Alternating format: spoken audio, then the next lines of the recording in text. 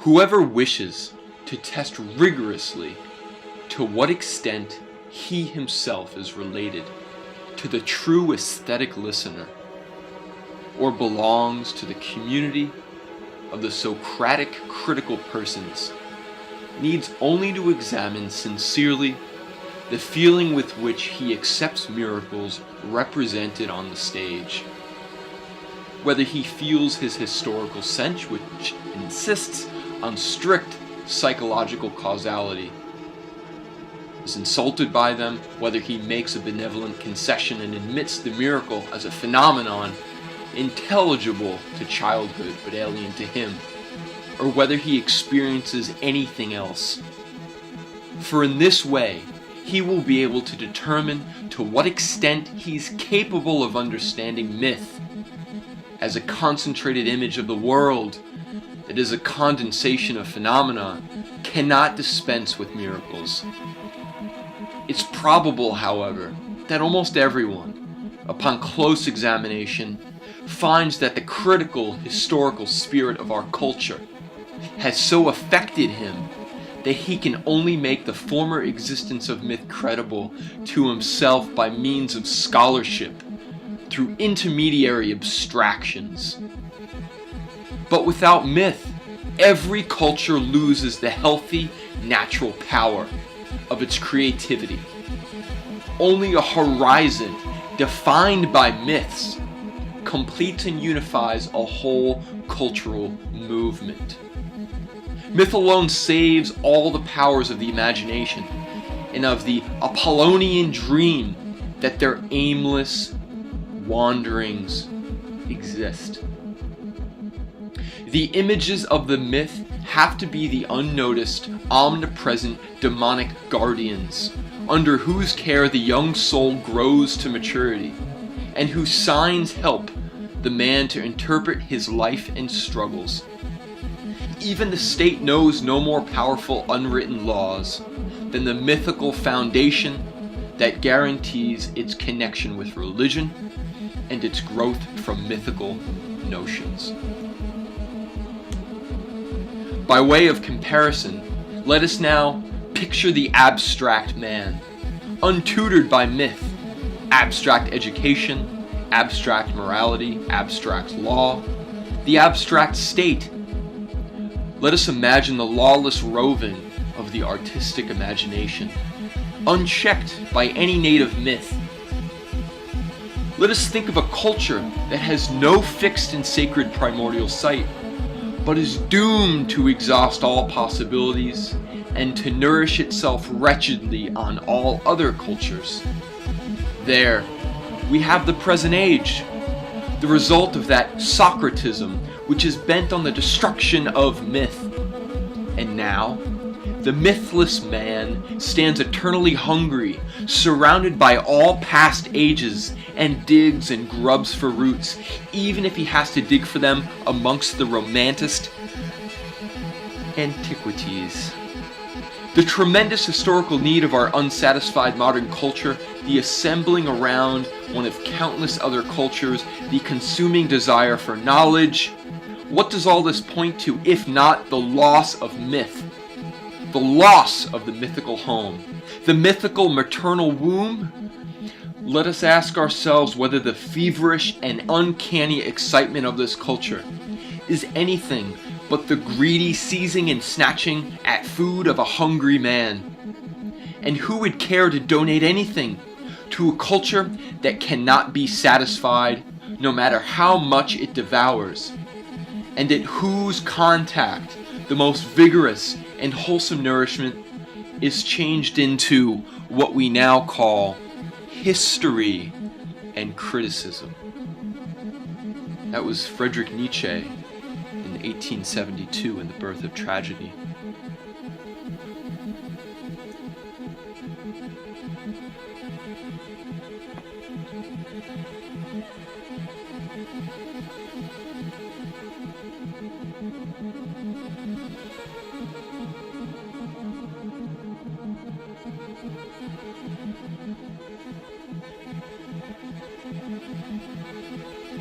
And suddenly you hit on something that the student really responds to.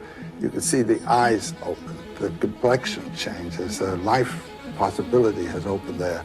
And all you can say to yourself is, I hope this child hangs on to that, you know. They may or may not, but when they do, they've found a life right there in the room with you.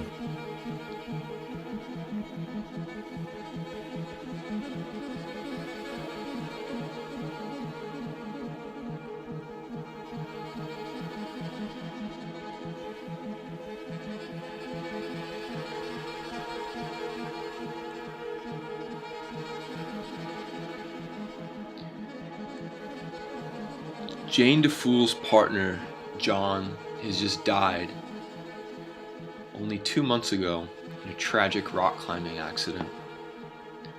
A friend of hers recommended that she goes to Ion's Earthrise for a 10-day retreat. Jane begins to approach Ion's Earthrise, and she wonders if this could be where her healing begins to take place. Her heart begins to flutter and skip a beat as she's truly uncertain of what lays ahead of her.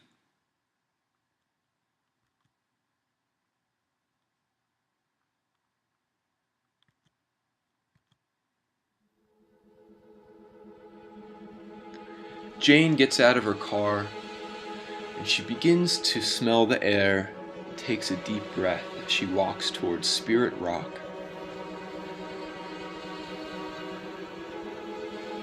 She's walking because she's told that she knows to now get her head scanned to understand where she's at mentally at the new Discovery and Exploration Center. Jane doesn't know where her own spirit has gone, but she does know that it currently isn't with her.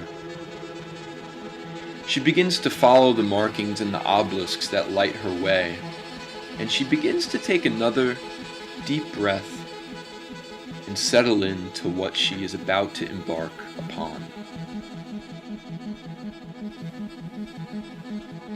She decides that by the end of this, she's either going to take her own life or claim her freedom.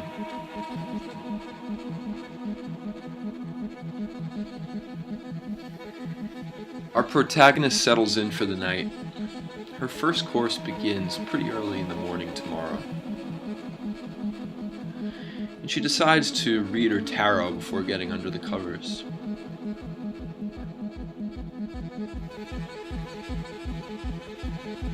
She draws 3 cards. The first, representing the past, is the Lovers. The second, representing the present, being the Wheel of Fortune. And the third, being the High Priestess. As she begins to digest her reading, she falls fast asleep.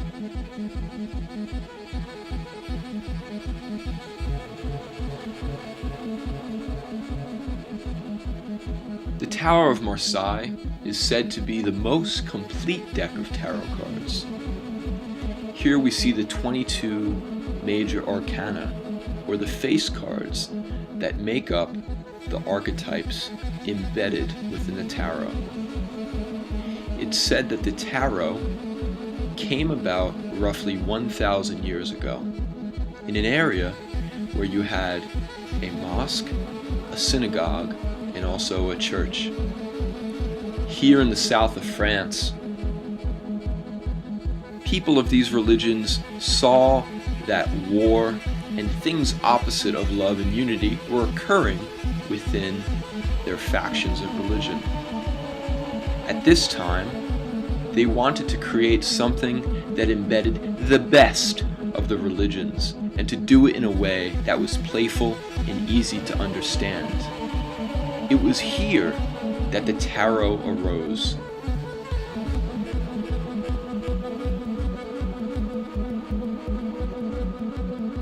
The new Discovery and Exploration Center is a turning point for Ion's Earthrise. The first massive project after the passing of founder Edgar Mitchell. This building represents the transformation that takes place when people visit the campus.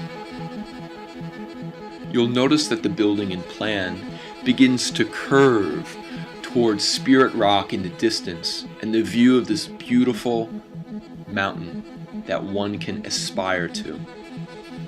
You'll also notice that the hipped roof begins to work inside the existing context of buildings. This main building, if you will, of the new complex has both indoor and outdoor areas, allowing for people to both internally and externally move and ascend towards Spirit Rock.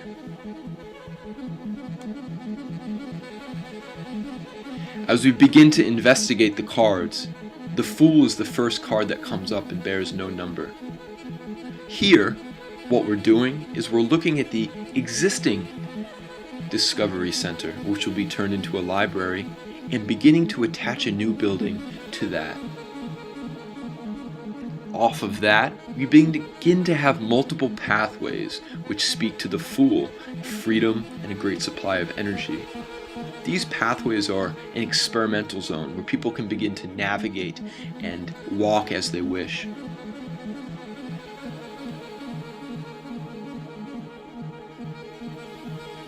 If card number 1, the Magician, were a building, perhaps it would have multiple pathways. Pathways that begin to bisect the secondary building and give you an option of passing through it. Card number 2, the High Priestess. In this card, it's about gestation and accumulation, the hiding of something sacred that's held on within. Here, in the center of the new building, you'll notice that there's some greenery happening on that wall, as well as a small pond. This sacred holding of a space is something that speaks very much to the High Priestess.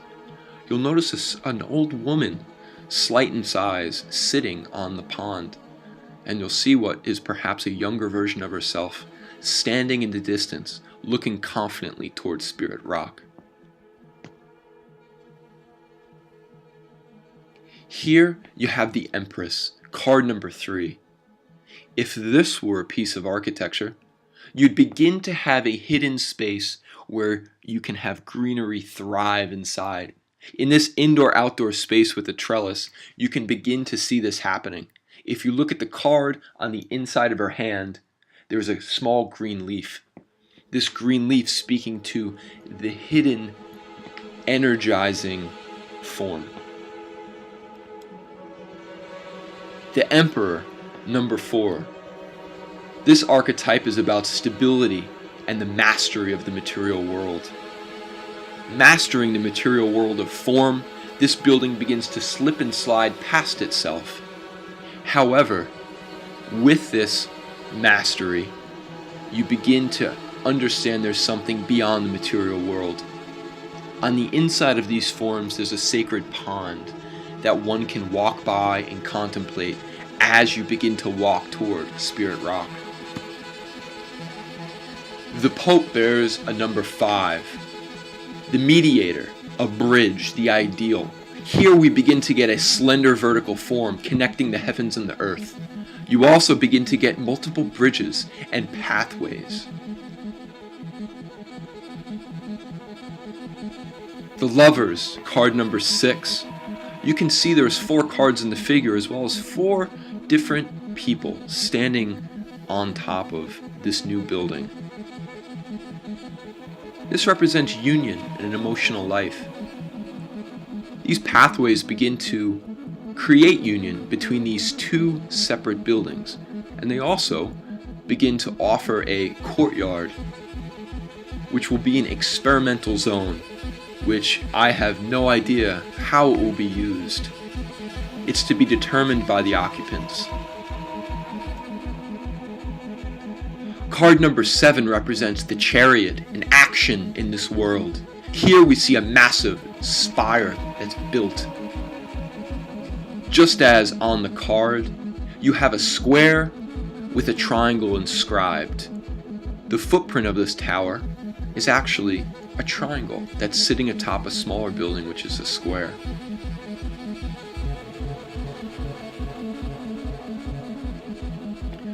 Justice begins to speak to balance and perfection.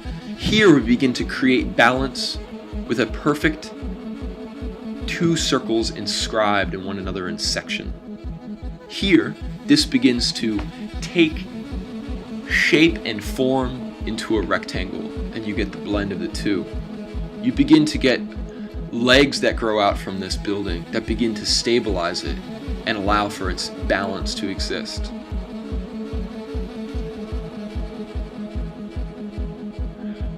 Crisis, passage, and wisdom is the hermit.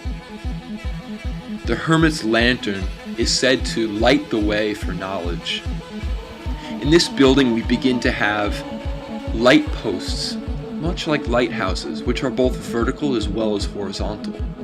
These light the way for those passing in the distance and allow for a beautiful place to spend the evening staring off into the distance at Spirit Rock. The beginning or end of a cycle is represented by the Wheel of Fortune, card number 10. Here, you can imagine that with these multiple wheeled walkways, you begin to have buildings that exist underground, much like an iceberg. The mass of this building exists underground, and you begin to have moments where light can penetrate the surface of the earth and come through these walkways into offices as well as workrooms. Creative beginning and new energy comes with Arcana number 11, Strength. These new beginnings will force people underground, with small turrets to begin to view the distance and to take in sunlight. In here, passage is critical, because one cannot achieve strength without the passage through something. The Hanged Man, or Le Pendu in French, is number 12, representing halt, meditation, and the gift of self. This card begins to pull up off of the ground as if suspended by something in the air. You have greenery that begins to grow and emerge underneath it, just as shown on the card itself.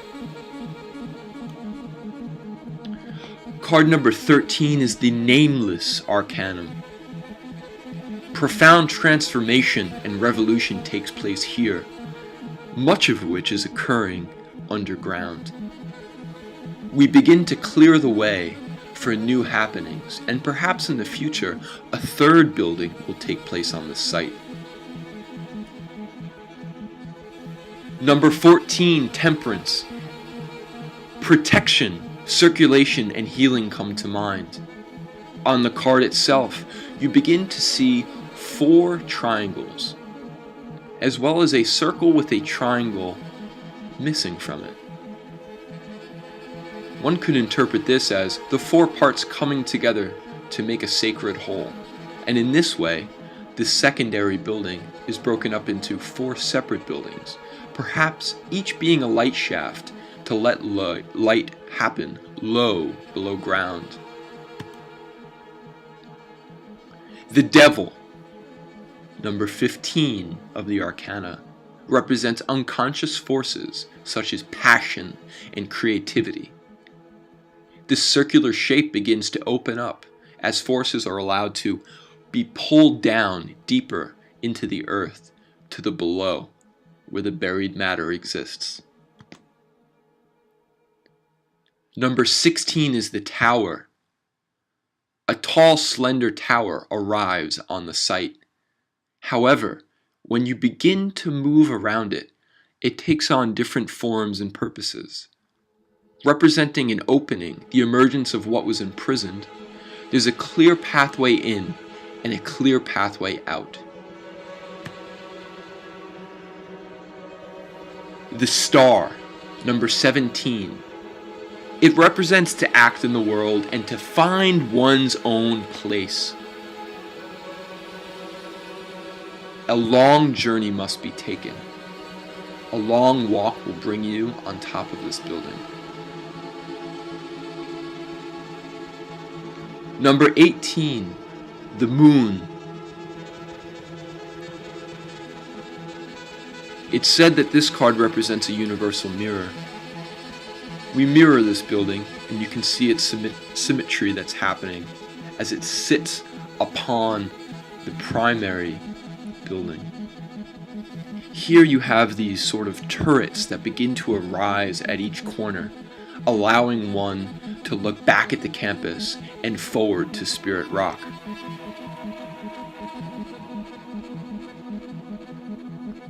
The sun, number 19, is the paternal archetype and represents new construction.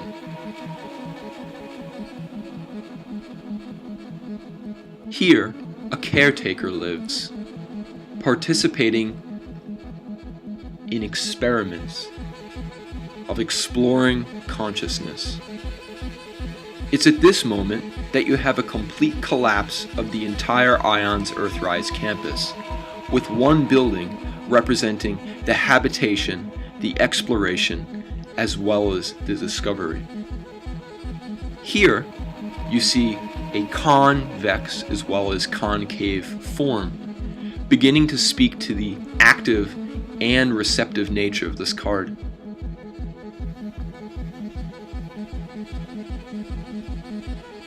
Judgment is Arcanum number 20. Here, new consciousness and irresistible desire exist. As depicted on the card, you have a form beginning to emerge from a donut shape, and something with an opening below. Speaking to the Devil card, this is a new form of judgment in which you have an ascending form calling to the angel above it.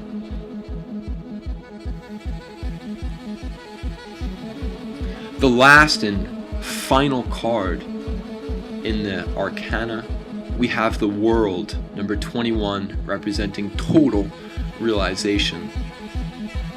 It's here that the Discovery Center breaks off into its own building.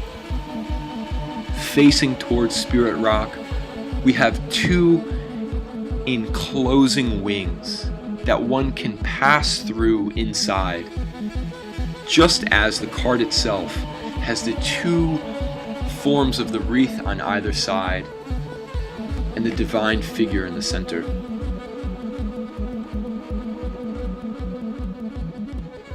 If we begin to combine forms for what currently can be seen as an ideal way to deal with this site, we arrive at an experimental space in between the two buildings. Here, we combine both the Lovers and the Wheel of Fortune, and we get these pathways that are only determined by those who experience them.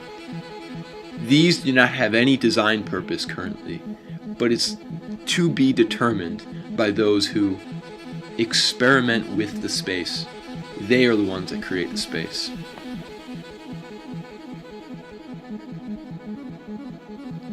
When these cards all come together, they create the mandala of the tarot. Historically, mandalas represent a totality or coming together. In this same way, the architectural master plan is the coming together of separate component parts. Much like a symphony, you never want one part to outshine another, but rather to have them all work cohesively as a whole.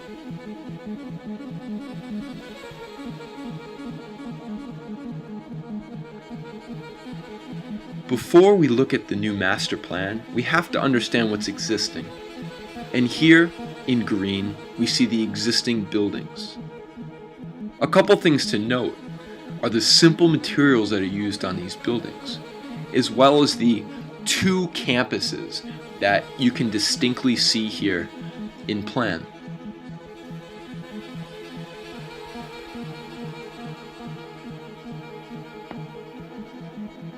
We begin to unite the two campuses by using two golden sections. These golden sections begin to create one unifying campus.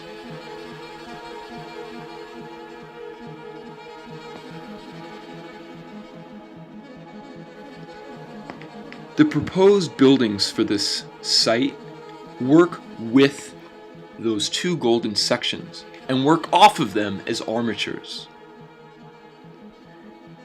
As I mentioned previously with the mandala, no one building will be total in its formation, but rather each is a component part of the larger whole.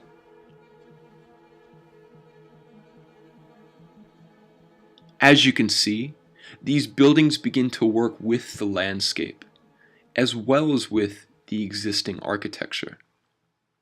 Materials used on these buildings will be of simple wood, as well as aircraft materials like steel and aluminum. Materials found in crafts flown by Edgar Mitchell and his team on Apollo 14. For without embedding in the architecture something striving for technological innovation and moving forward and breaking past our current bounds, we completely lose the essence of what our founder had done in the material world in the 1960s.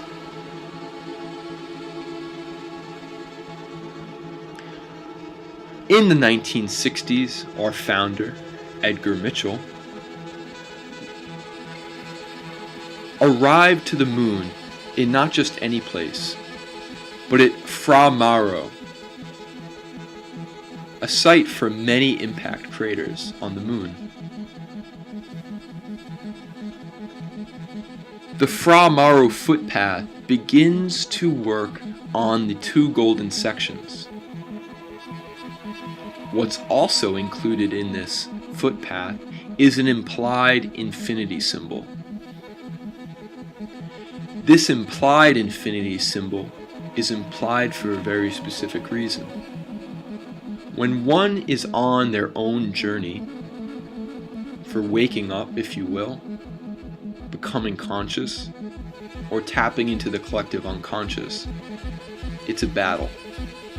It's a battle that you must fight yourself. However, there will be moments where you will be helped along. Here, the pathway begins to move you into nature and off of the well-run path.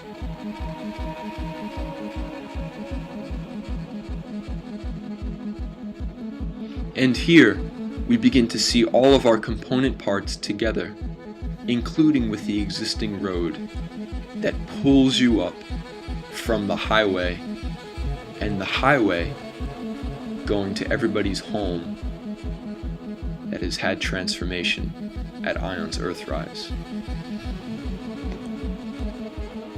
Well, these stories of mythology are simply trying to express a truth that can't be grasped any other way. It's the edge, the interface between what can be known and what is never to be discovered, because it is a mystery transcendent of all human research. The source of life. What is it? No one knows. Why are stories important for getting at that? Well, I think it's important to live life with a knowledge of its mystery and of your own mystery.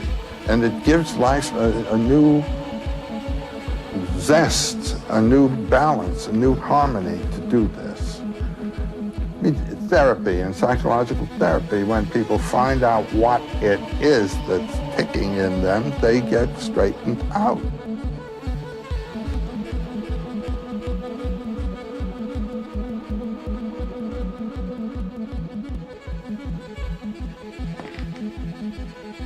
Jane begins to walk towards Spirit Rock with confidence as she has just exited the new center with the findings that something has in fact moved inside of her, and she has figured out what just makes her tick.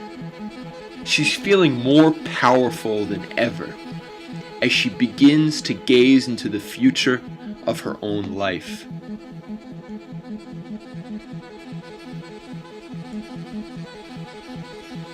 Her own power is something she feels inside of her, and she feels it's now time to have this move into the world and to touch everybody in her path.